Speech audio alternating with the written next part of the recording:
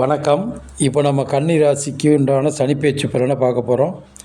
விசுவாவசு வருஷம் மாசி மாதம் 22ஆம் தேதி வெள்ளிக்கிழமை காலை 8:26க்கு கும்பராசியிலிருந்து மீனராசிக்கு சனி பகவான் செல்கின்றார். இந்த கன்னி ராசிக்கு இதுவரைக்கும் 6 லட்சுமிகரம் என்று சொல்லக்கூடிய இடங்களில் அவர் சனி பகவான் இருந்தார். ரோக சத்துருஸ்தானம் அப்படின்னு சொல்லக்கூடிய அந்த இடத்துல எதிரிகளை வெல்லும் வலிமை, எப்பேற்பட்ட எதிரியாக இருந்தாலும் அவர்களை வெல்லக்கூடிய ஒரு வலிமை உண்டாகும். கடன்கள் அடைபடுதல், இதுவரைக்கும் நம்ம வாங்கின எல்லா வித கடன்களையும் அடைத்து நிம்மதியாக இருக்கக்கூடிய ஒரு வாய்ப்பு. தீராத நோய்களை தீர்ப்பது, தடைகளை தாண்டி முன்னேறும் நிலை ஏற்படுதல், துணிவை தரக்கூடிய நேரம், எப்பேற்பட்ட வேலையாக இருந்தாலும் அதை சமாளித்து முன்னுக்கு வருவது. செய்வினை, குடும்பத்தில் ஏதாவது செய்வினைகள் வைத்திருந்தாலும் அது நீங்குதல், மந்த குணம், பணவரவு அதிகரித்தல், அச்சம் நீங்குதல். இது மாதிரி 6ஆம் இடத்துல போய் அவர் நல்ல காரியங்கள்லாம் செய்து இந்த ஜாதகரை மிக சிறப்பான முறையிலே வலிமையை உண்டாக்கியிருப்பார். இப்போ சனி பகவான் 7ஆம் இடமான மீனராசிக்கு செல்வதால் இவருக்கு தேவையில்லாத பயங்கள் அதிகரிக்கும். 7ஆம் இடம்னாலே பயங்கள் அதிகம் நிறைந்த இடம்னு சொல்லுவாங்க.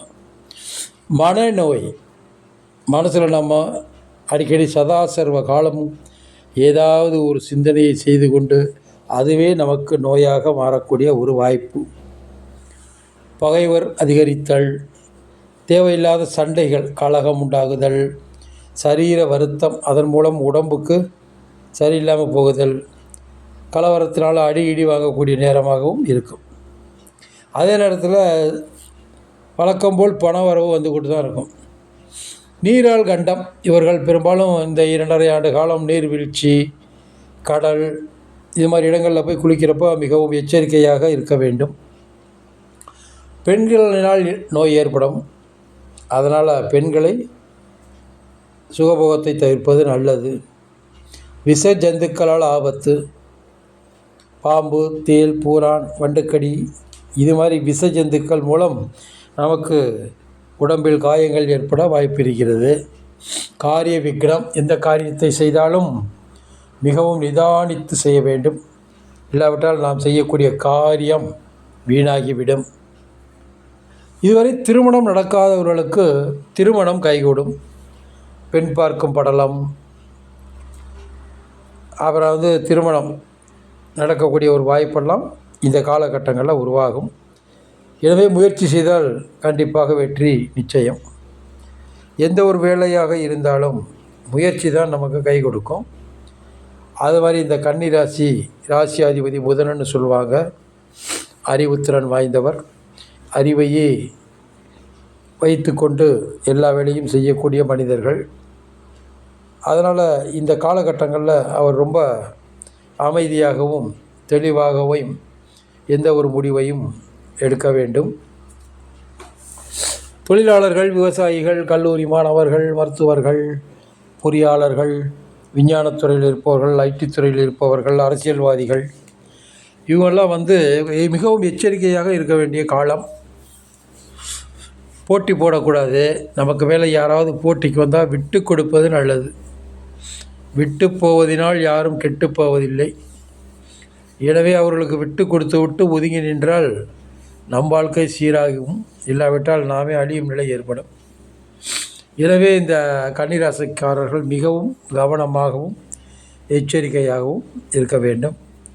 சனிக்கிழமை தோறும் விரதம் இருந்து காக்கை கன்னமிடுதல், சனி பகவானுக்கு எள் தீபம் ஏற்றுதல், இது போன்ற காரியங்களை செய்து வாருங்கள். ஆஞ்சநேயருக்கு வடமாலை சாற்றுங்கள், வெற்றிலை மாலை சாற்றுங்கள், வறுமையில் வாடுபவர்களுக்கு உதவி செய்யுங்கள். இவரெல்லாம் செஞ்சுட்டு இருந்தீங்கன்னா இந்த வரக்கூடிய இந்த 2.5 ஆண்டு காலம் உங்களுக்கு அவ்வளோ ஒரு கஷ்டத்தை கொடுக்காது. சுகத்தை கொடுத்து கஷ்டங்களை நீக்கி நல்லதே நடக்க வாய்ப்பு ஏற்படும்.